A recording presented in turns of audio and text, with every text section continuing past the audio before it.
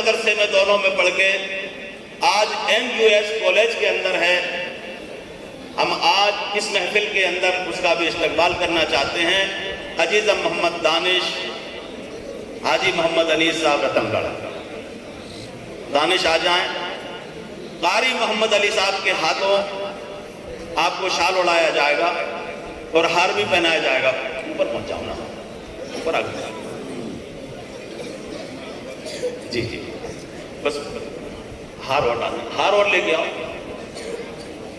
ہار لے کے آؤ, ہار ڈالو. آج کوئی بھی تعلیم یہ نہیں کہ یہ دینی ہے یہ دنیاوی ہے. تعلیم کی تقسیم دو طرح سے ہے. تعلیم نفع مند کیا ہے, نقصان دہ کیا ہے. تعلیم کوئی بھی ہو نقصان دہ نہیں ہوتی. شرط یہ ہے کہ انسان کے اخلاق درست ہونا چاہیے, اخلاقیات کی تعلیم اس کے لیے ملنا چاہیے. ہمارے درمیان میں آپ کے لیے ہمت اور حوصلہ دلانے کے لیے ہم ایک ایسے بندے کے حوصلے کو سلام کرتے ہیں کہ جس نے اپنے بچے کو پڑھنے کے لیے روس بھیجا ہے, اور وہ ہیں ہمارے درمیان میں حافظ محمد انیس صاحب لٹیری. وہ بچہ یہاں نہیں ہے, روس سے پڑھ کر کے آئے گا, لیکن آج حافظ صاحب ہمارے درمیان میں موجود ہیں. ہم استقبال کرنا چاہتے ہیں. آئیں. اور ان کے استاد جب وہ تعلیم مساجد پڑھتے تھے تب استاد رہے سید شرافت صاحب ہمارے درمیان میں ایک بڑی شخصیت موجود ہیں. میں حضرت سے کہوں گا کہ حضرت شال دے کر کے اور ہار پہنا کر کے ہمارے حافظ صاحب کا استقبال کریں. ان کے ہمت اور حوصلے کو ہم سلام کرتے ہیں کہ انہوں نے اپنے بچے کو روس بھیجا ہے پڑھنے کے لیے. پیغام یہ دینا چاہتے ہیں کہ تعلیم کوئی بھی ہو انسان کو نفع دیتی ہے. آج ہمیں خدمت کے لیے ڈاکٹروں کی بھی ضرورت ہے, انجینئر اور وکیلوں کی بھی ضرورت ہے, پائلٹوں کی بھی ضرورت ہے. ہمارے درمیان سے ہی آپ یہ جو ہمت اور حوصلے کر رہے ہیں, آپ جو آج ان کی حوصلہ افزائی کر رہے ہیں, جلد ہی انشاءاللہ تعالیٰ دیکھیں گے کہ آپ کے درمیان سے ہی بڑے ہیرے اور نونہال نکلیں گے. ہمارے درمیان میں ہمارے بھائی سردار سنگھ جی کشوا جی ہیں.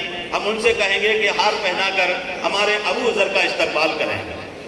ہمارے درمیان میں لکھنواس سے آئے ہوئے حاجی غلام رسول صاحب ہیں. میں ان سے بھی کہوں گا کہ ابو ذر کا کم سے کم وہ استقبال کریں. یہ سلسلہ بہت لمبا ہو جائے گا اگر زیادہ کچھ بڑھایا تو, اس لیے زیادہ کچھ نہ بڑھاتے ہوئے صرف ایک ہی بچے کا استقبال فرما لیں. اگر نمبر جڑگا ہو تو ٹھیک ہے, اور نمبر نہ جڑے ہوں تو میں پھر آواز دیتا ہوں. بلبل زمانہ ہمارے درمیان میں ہمارے محبوب اور بڑے چھوٹے سے شاعر اور بہترین آواز کے مالک حمزہ ایاز کو کہ وہ اسٹیج پر آئیں, مائک پر آئیں, اور مائک پہ آنے کے بعد میں اپنا جس انداز میں جلوہ بکھیرتے ہیں وہ جلوہ. یہ دیکھیے میری امید بھی جو تھی وہ, اور آپ کی امید, سب کی امیدیں اپنی جگہ. اور ان 6 بچوں میں سے اول نمبر جو بچہ بھی آیا ہے وہ محمد یوسف بھوپال آیا ہے. محمد یوسف بھوپال نے 300 میں سے 291 نمبر حاصل کیے. محمد یوسف بھوپال آج کا یہ خوش نصیب بندہ ہے. کھڑے ہو جاؤ, آپ کا بھی ہار سے اور اس انعام سے استقبال کرتے ہیں. انعام حضرت مولانا کے ہاتھ سے دلوائی جائے گی. ہمارے درمیان میں مولانا محمد علی صاحب کے ہاتھ سے, مولانا محمد علی صاحب کے ہاتھ سے.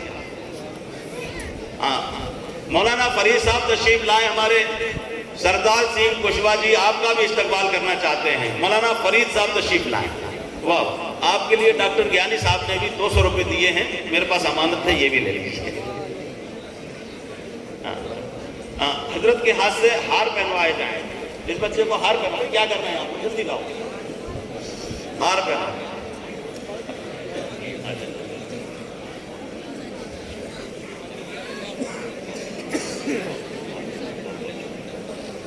بھائی یہ ہاروں کے مستحق تو یہ بچے ہیں جنہوں نے محنت کی, کوشش کی, کاوش کی. یہ جو جیتنے والے کے لیے انعام آیا تھا وہ انعام بھی میں آپ کے سامنے.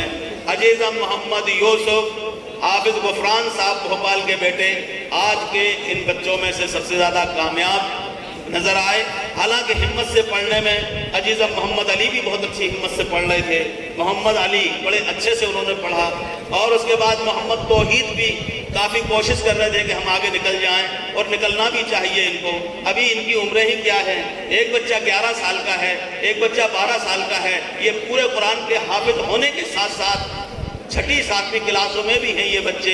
जो अबू ज़र जो आपके सामने अभी आपने इस्तकबाल किया, ये 7वीं क्लास में है। जो बच्चा सवाल कर रहा था वो 10वीं क्लास में है। यानी कि असरी उलूम भी साथ साथ इनके चल रहे हैं, और कुरान पाक की याद दहानी भी साथ साथ चल रही है। ये आपके सामने नमूने के लिए मौजूद है।